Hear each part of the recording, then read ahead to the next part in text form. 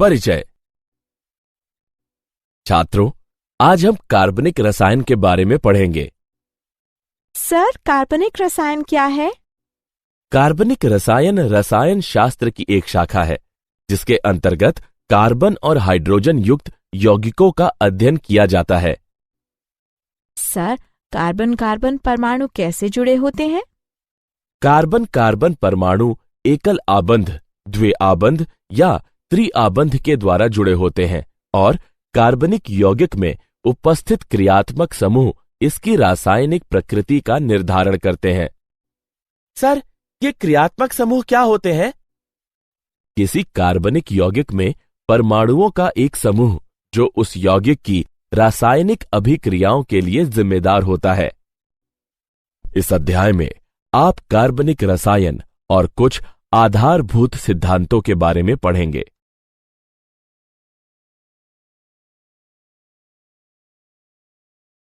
उद्देश्य। इस पाठ के अंत में आप निम्न करने में सक्षम हो जाएंगे: कार्बन की चतुर्संयोजकता को परिभाषित करना, पायाबंध के निर्माण का वर्णन करना, कार्बनिक यौगिकों को पूर्ण, संघनित और आबंध रेखा संरचनात्मक सूत्रों के द्वारा निरूपित करना, 3D यानी त्रिविमी सूत्र में कार्बनिक यौगिकों का निरूपण करना, कार्बनिक यौगिकों को वर्गीकृत करना, कार्बनिक यौगिकों की नामकरण पद्धति का वर्णन करना,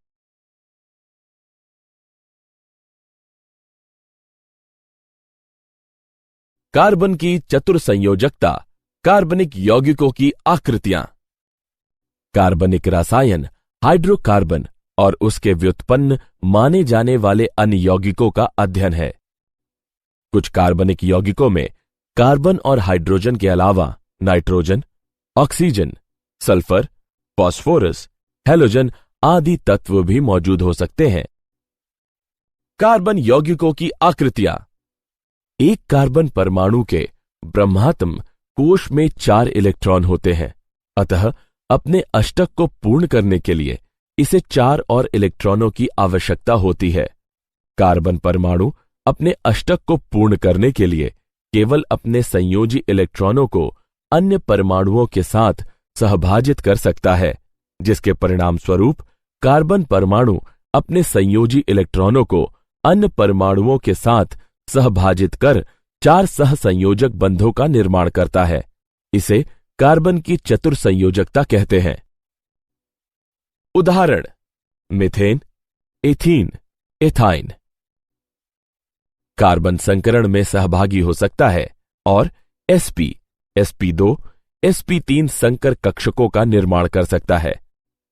संकरण किसी कार्बनिक यौगिक की आबंध लंबाई तथा आबंध एंथैल्पी को प्रभावित करता है। sp संकरित कक्षक में s गुण अधिक होने के कारण यह नाभिक के समीप होता है और sp3 कक्षक से अधिक सामर्थ्यवान आबंध का निर्माण करता है। sp2 संकरित कक्षक sp और sp3 संकरित कक्षक के मध्यवर्ती होता है।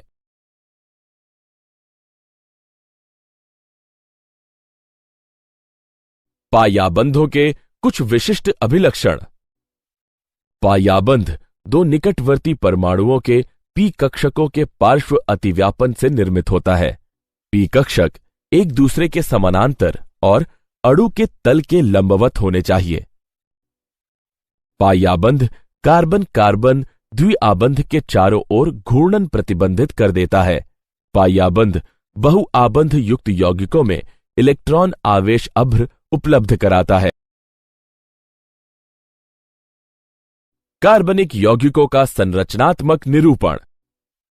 पूर्ण संघनित तथा आबंध रेखा संरचनात्मक सूत्र। कार्बनिक यौगिकों की संरचना को लुईस या बिंदु संरचना, लघु संरचना तथा आबंध रेखा संरचना के द्वारा निरूपित किया जा सकता है।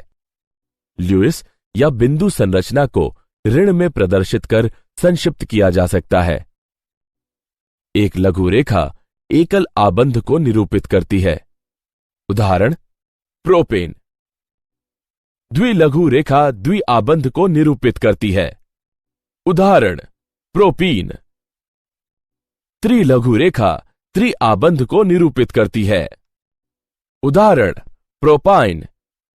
ऐसे संरचनात्मक निरूपणों को पूर्ण संरचनात्मक सूत्र कहा जाता है।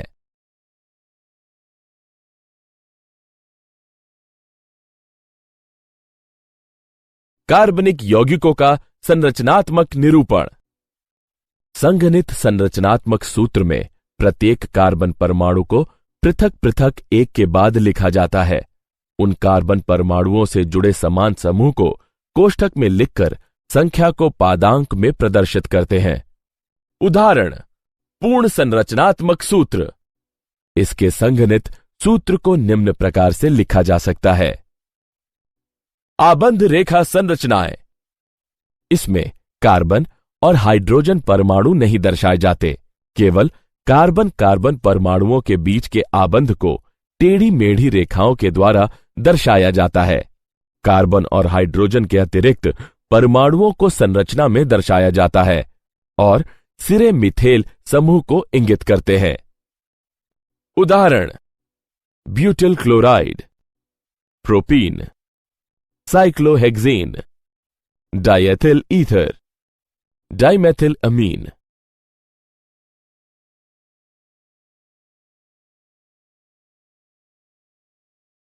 कार्बनिक यौगिकों का त्रिविमी निरूपण। कागज पर कार्बनिक यौगिकों के त्रिविमी संरचनाओं को ठोस और डैश वेज सूत्र के उपयोग के द्वारा निरूपित किया जाता है। ठोस वेज उस आबंध को दर्शाता है जो कागज के तल से दर्शक की ओर प्रक्षेपी है। डैश वेज दर्शक से दूर जाने वाले आबंध को दर्शाता है। कागज के तल में स्थित आबंध को साधारण रेखा के द्वारा प्रदर्शित किया जा सकता है। उदाहरण मेथेन।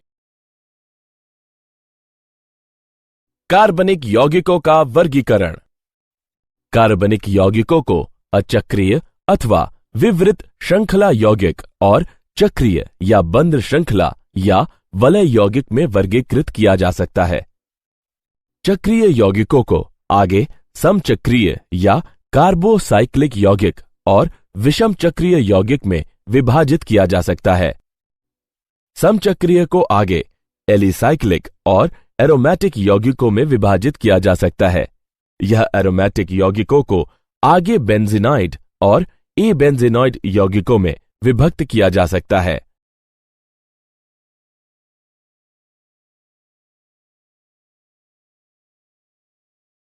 अचक्रीय या विवृत श्रृंखला यौगिक।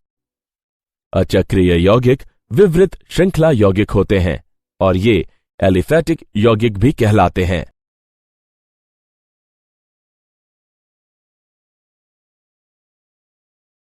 एलिसाइक्लिक या बंद श्रृंखला या वलय यौगिक। एलिसाइक्लिक वे कार्बनिक यौगिक होते हैं जिसमें 3 या अधिक कार्बन परमाणु आपस में जुड़कर वलय का निर्माण करते हैं।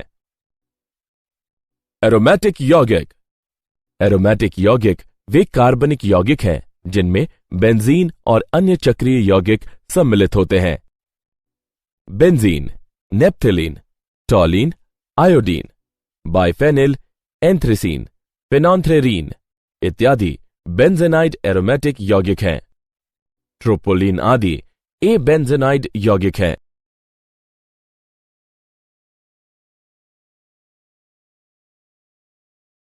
विषम चक्रीय एरोमेटिक यौगिक।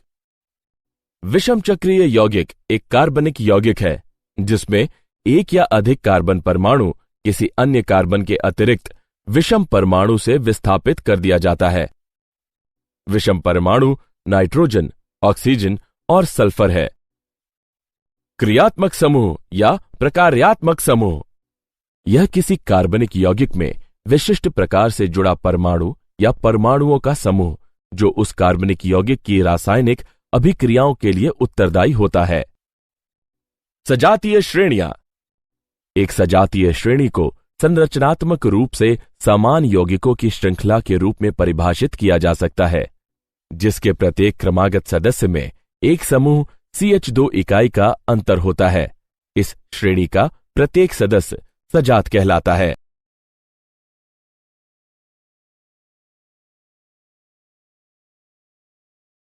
कार्बनिक यौगिकों की नामकरण पद्धति। नामांकन कार्बनिक यौगिकों को नाम देने की एक सुव्यवस्थित प्रणाली है। कार्बनिक रसायन की प्रारंभिक अवस्था में कार्बनिक यौगिकों का नाम उनके स्रोत, जहां से उन्हें प्राप्त किया गया था, के आधार पर दिया जाता है। उदाहरण, एसिटिक एसिड का नाम विनेगर से व्युत्पन्न है क्योंकि लैटिन भाषा में विनेगर को एसिटम कहा जाता है। मैथिल एल्कोहल को वुड स्प्रिट का नाम दिया गया था क्योंकि इसे लकड़ी के आसवन से प्राप्त किया गया था। कार्बनिक यौगिकों के ये नाम रूढ़ नाम या सामान्य नाम कहलाते हैं।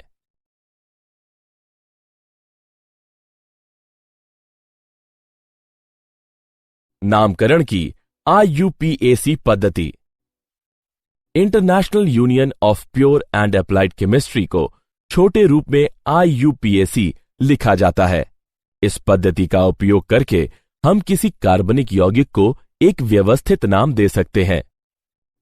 किसी कार्बनिक यौगिक का व्यवस्थित नाम मूल श्रृंखला, क्रियात्मक समूह और शाखा श्रृंखला की पहचान करके व्युत्पन्न किया जा सकता है। मूल नाम में हम उपयुक्त पूर्वलग्न, अनुलग्न को भी संयुक्त करके वास्तविक यौगिक का नाम प्राप्त कर सकते हैं।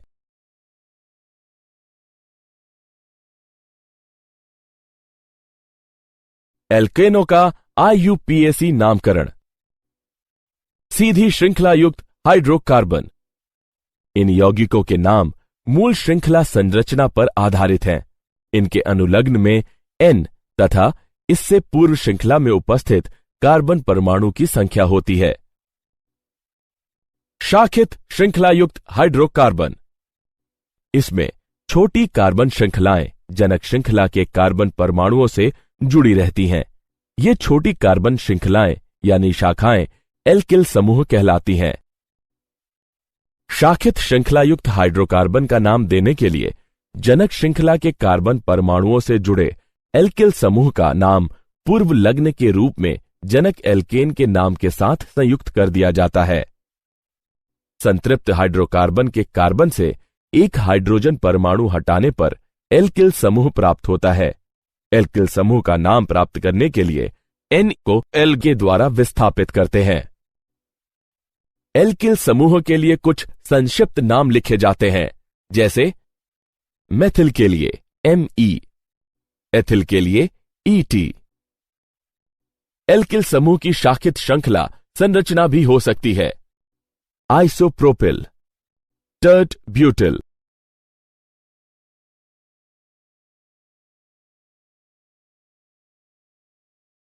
शाखित श्रृंखला युक्त एल्केनों का नामकरण। नामकरण के नियम निम्नलिखित हैं। सर्वप्रथम हम यौगिक में दीर्घतम कार्बन श्रृंखला का चयन करते हैं। जनक श्रृंखला के कार्बन परमाणुओं का अंकन किया जाता है, जिससे जनक एल्केन से जुड़े कार्बन परमाणु को पहचानने में मदद मिलती है। क्रमांकन उस छोर से प्रारंभ करते हैं जिससे शाखित कार्बन परमाणु को लघुतम संभावित अंक मिल सके। अतः दी हुई कार्बन श्रृंखला में क्रमांकन बाईं ओर से दाईं ओर होना चाहिए। इसके उपरांत मूल एल्केन के नाम में एल्किल समूह के नाम पूर्व लग्न के रूप में संयुक्त करते हैं। अतः दिए गए कार्बनिक यौगिक का नाम 3 एथिल 1 मेथिल हेप्टेन होगा। शाखित श्रृंखला एल्केनों का नामकरण। यदि प्रतिस्थापी समूह समान हो तो उनकी संख्याओं के मध्य अल्प विराम लगाया जाता है और पूर्वलग्न का उपयोग किया जाता है। जैसे 2 के लिए डाई, 3 के लिए ट्राई, 4 के लिए टेट्रा, 5 के लिए पेंटा, 6 के लिए हेक्सा, 7 के लिए हेप्टा, 8 के लिए ऑक्टा, 9 के लिए नॉन और 10 के लिए डेको। उदाहरण 2,3 डाइमेथिल हेप्टेन। यदि 2 प्रतिस्थापी समूह दोनों छोरों से समान स्थिति पर आते हैं तो निम्नतम संख्या उस कार्बन को दी जाती है जो अंग्रेजी वर्णमाला क्रम में पहले आता है।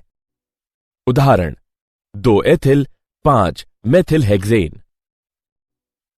कुछ सामान्य IUPAC नाम निम्नलिखित है।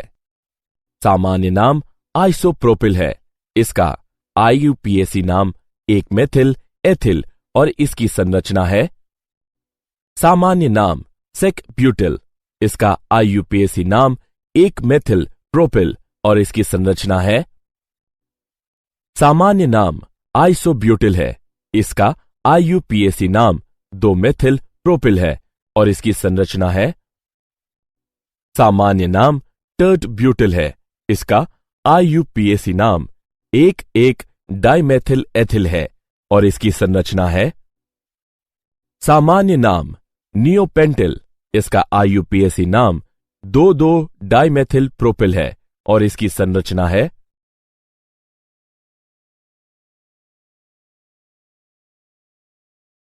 शाखित श्रृंखला वाले एल्केनों का नामकरण। बहुप्रतिस्थापी समूह वाले यौगिकों के नामकरण में निम्नलिखित नियमों को ध्यान में रखना आवश्यक है। यदि कार्बन की समान संख्या वाली 2 श्रृंखलाएं हैं तो ज्यादा शाखा श्रृंखला वाली श्रृंखला को चुना जाता है। श्रृंखला का अंकन उस छोर से प्रारंभ किया जाता है जिस ओर से प्रतिस्थापी को निम्नतम अंक प्राप्त हो। उदाहरण, दिए हुए यौगिक का IUPAC नाम 4,2,2 डाइमेथिल प्रोपिल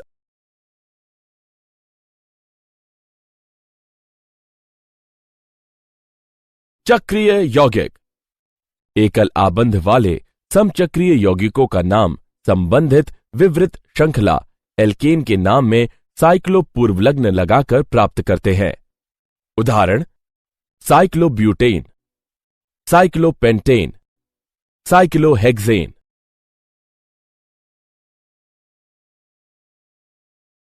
क्रियात्मक समूह वाले कार्बनिक यौगिकों का नामकरण। क्रियात्मक समूह किसी कार्बनिक यौगिक की रासायनिक अभिक्रियाशीलता की प्रवृत्ति को परिभाषित करता है। बहुक्रियात्मक समूह वाले यौगिकों में एक क्रियात्मक समूह को मुख्य क्रियात्मक समूह मान लिया जाता है।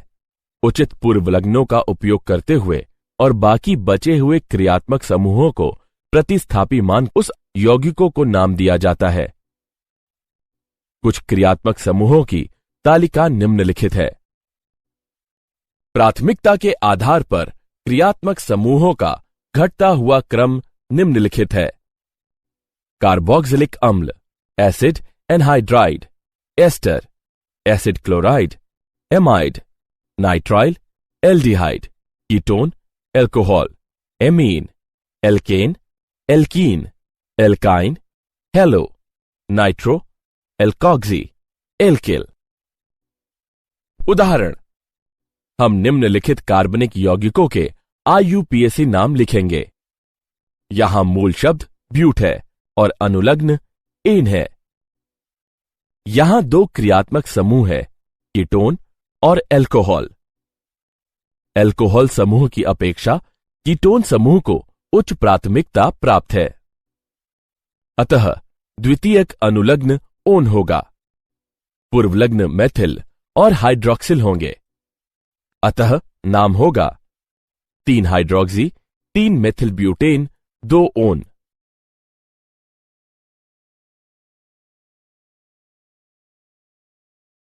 प्रतिस्थापी बेंजीन व्युत्पन्नों की नामकरण पद्धति। बेंजीन व्युत्पन्नों का नाम प्राप्त करने के लिए प्रतिस्थापी समूह का नाम पूर्वलग्न के रूप में बेंजीन शब्द से पूर्व लिखते हैं। उदाहरण, bromobenzene, tert butyl benzene, nitrobenzene. यदि एक से अधिक प्रतिस्थापी समूह बेंजीन वलय से जुड़े हुए हैं तो बेंजीन व्युत्पन्न में प्रतिस्थापी समूहों की स्थितियां संख्या में दर्शाई जाती हैं। वलय के कार्बन परमाणुओं का क्रमांकन इस तरह से किया जाता है कि प्रतिस्थापी समूह वाली स्थितियों को न्यूनतम संख्या मिल सके। उदाहरण, 1,2 डाइनाइट्रोबेंजीन, 1,3 ट्राइनाइट्रोबेंजीन, 1,4 डाइनाइट्रोबेंजीन।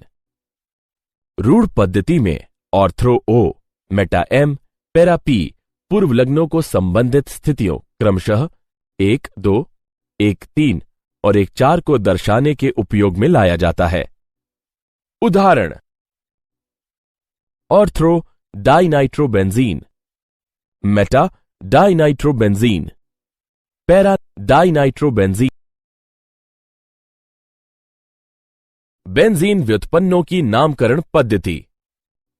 ऑथ्री, मेटा और पैरा पूर्वलग्नों को दो से अधिक प्रतिस्थापी वाले बेंजीन वलय के लिए उपयोग में नहीं लाया जाता है और यौगिकों का नामकरण प्रतिस्थापियों की स्थितियों को बेंजीन वलय में निम्नतम संख्या प्रदान करके किया जाता है। मूल यौगिक के प्रतिस्थापी की स्थिति को संख्या 1 देकर इस प्रकार क्रमांकन किया जाता है कि अन्य प्रतिस्थापियों को निम्नतम संख्या मिले। प्रतिस्थापियों के नाम अंग्रेजी वर्णमाला क्रम में लिखे जाते हैं। उदाहरण: हम फ्लोरीन को संख्या क्रम 1 देते हैं, जिससे नाइट्रो को 2 और एथिल को 4 क्रमांक प्राप्त होता है।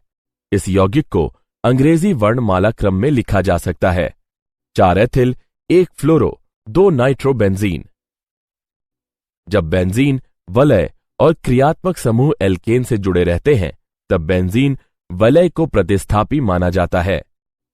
फेनिल नाम C6H5 को दर्शाने के लिए उपयोग में लाया जाता है। क्या आप जानते हैं, मैसेंजर अंतरिक्ष यान ने बुध ग्रह पर न सिर्फ जल और बर्फ के अस्तित्व का खुलासा किया और साक्ष्य प्रस्तुत किए, बल्कि कई जगहों पर यह बर्फ 10 सेंटीमीटर मोटी कालिख जैसे कार्बनिक पदार्थ की परत से ढकी हुई प्रतीत होती है। सारांश। आइए हमने जो कुछ सीखा है उसे संक्षेप में दोहराएं। कार्बनिक रसायन हाइड्रोकार्बन और उसके व्युत्पन्न माने जाने वाले अन्य यौगिकों का अध्ययन है। कार्बन एक चतुर्संयोजी यौगिक है। पायाबंध 2 निकटवर्ती परमाणुओं के पी कक्षकों के पार्श्व अतिव्यापन से निर्मित होता है। कार्बनिक यौगिकों को पूर्ण संघनित और आबंध द्विरेखा संरचनात्मक सूत्र के द्वारा प्रदर्शित किया जा सकता है। त्रिविमी यानी 3D निरूपण में ठोस वेज उस आबंध को दर्शाता है जो कागज के तल से दर्शक की ओर प्रक्षेपी है, और डैश वेज दर्शक के दूर आबंध को दर्शाता है। अचक्रीय यौगिक विवृत श्रृंखला संरचनाएं हैं, जबकि एलिसाइक्लिक वे कार्बनिक यौगिक हैं जो आपस में एक वलय में जुड़े रहते हैं। क्रियात्मक समूह किसी यौगिक में उपस्थित परमाणुओं का ऐसा विशिष्ट समूह है जो उस यौगिक की रासायनिक अभिक्रिया के लिए जिम्मेदार होता है। कार्बनिक यौगिकों का नाम नामकरण पद्धति के अनुसार दिया जाता है। रूढ़ पद्धति में ortho O, Meta M, para P पूर्वलग्नों को बेंजीन वलय की संबंधित स्थितियों क्रमशः 1-2, 1-3 और 1-4 को दर्शाने के लिए उपयोग में लाया जाता है।